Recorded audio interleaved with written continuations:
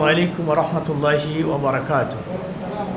الحمد لله رب العالمين والعاقبة للمتقين ولا عدوان إلا على الظالمين والصلاة والسلام على سيد الأنبياء المرسلين نبينا وحبيبنا وإمامنا وقدوتنا وقائدنا محمد بن عبد الله وعلى آله وصحبه ومن تبعهم بإحسان إلى يوم الدين. أما بعد، فأعوذ بالله من الشيطان الرجيم. بسم الله الرحمن الرحيم.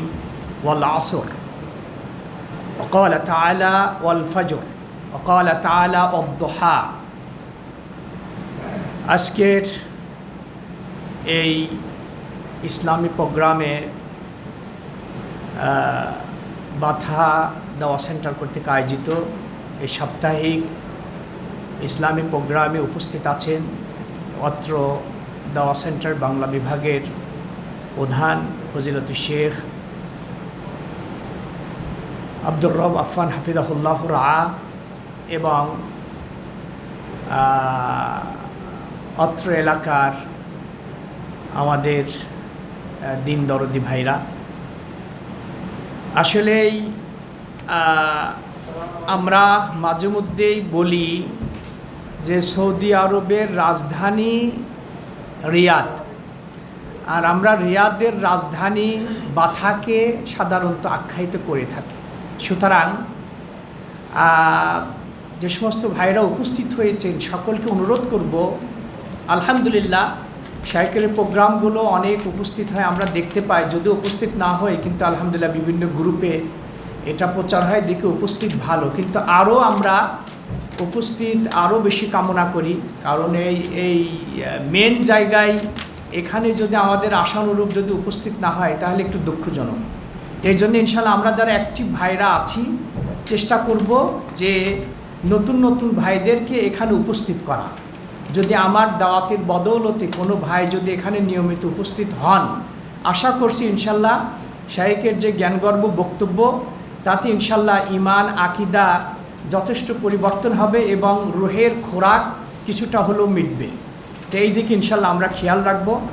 আর সংক্ষিপ্ত পরিসরে যে বিষয়টি আমি স্মরণ করে দিতে চাই তা হচ্ছে 1447 হিজরির আজকে শেষ দিন। হয়তো আগামীকাল আমরা নতুন বছরকে বরণ করে নিতে যাচ্ছি 1448 হিজরি। আসলেই বিশেষ করে এই তৌহিদ বিলাদুত তৌহিদে এই হিজরি সনের মানে ব্যবহার ব্যাপক আকারে ছিল, এখন কিছুটা কোনো কোনো সেক্টরে এখনও আছে। আমাদের এই নাসিম দাওয়া সেন্টারের যিনি প্রধান গত 3-4 দিন আগে তিনি একটা নোটিশ করেছেন সব অফিসের স্টাফকে সম্বোধন করে যে এই অফিসের কেউ যদি কোনো খেতাব কোনো আবেদন যদি মানে মুদির বরাবর অথবা অন্য কোনো ডিপার্টমেন্ট বরাবর যদি কোনো আবেদন পেশ করে সেই ক্ষেত্রে হিজরি সন ব্যবহার করতে হবে। এরপরে মোতাবেক ইংরেজি সন সে ইচ্ছা করলে ব্যবহার করতে পারে, কিন্তু প্রথমে তাকে হিজরি তারিখ এটা লিখতে হবে। চমৎকার, আমরা শাইখকে ধন্যবাদ জানাই যে এই একটি ভালো অনুভূতি।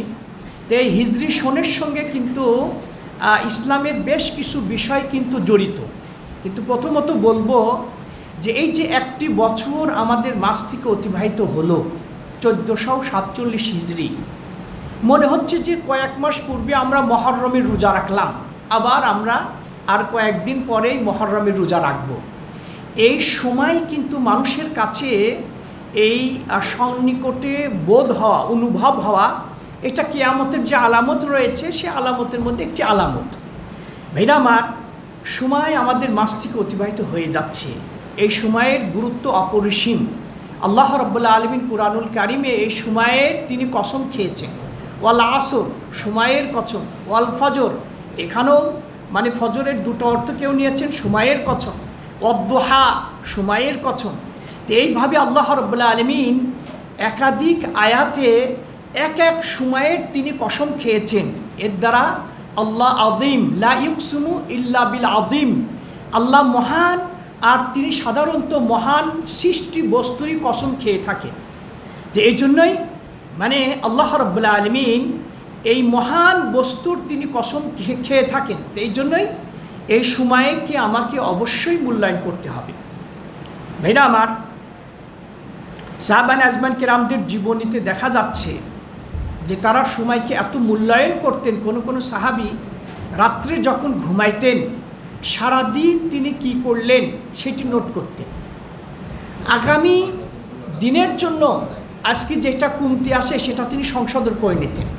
আজকে এই সোমবারে আমি কয়েকটা নামাজ জামাতে আদায় করলাম, কয়েকটা আমার জামাত ছুটল, কয়েকজন মানুষের সাথে লেনদেন কথা বলার ক্ষেত্রে কে আমার কথার মাধ্যমে কষ্ট পেল, বা আমার ফ্যামিলি মেম্বারদের সঙ্গে আমি কি আচরণ করলাম, এইভাবেই হিসাব করতে গেলে অনেক কাজ আজকে আমি করলাম।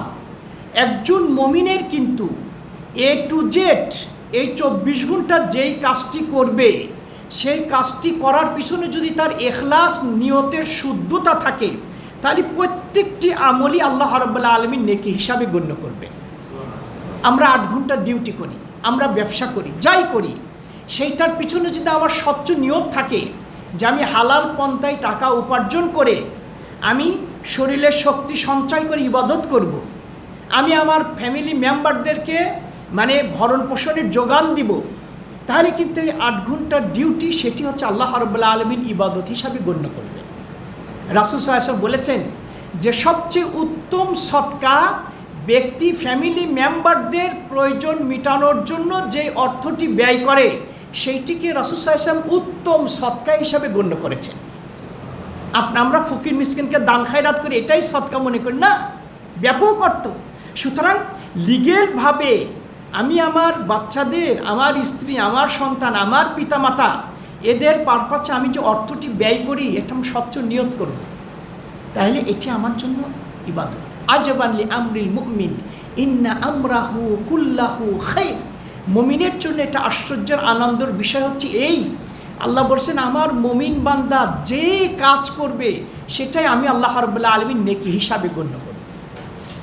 তো এই জন্যই ভাইদেরকে বলবো যে নিশ্চয় আমাদের মধ্যে কমতি আছে, আমাদের মধ্যে ঘাটতি আছে। জান্নাতের সুসংবাদ প্রাপ্ত সাহাবী ওমর রাদিয়াল্লাহু তাআলা আনহু রাসূল সাল্লাল্লাহু আলাইহি সাল্লামের মৃত্যুর পর তার দৃষ্টিতে যদি তিনি কোনো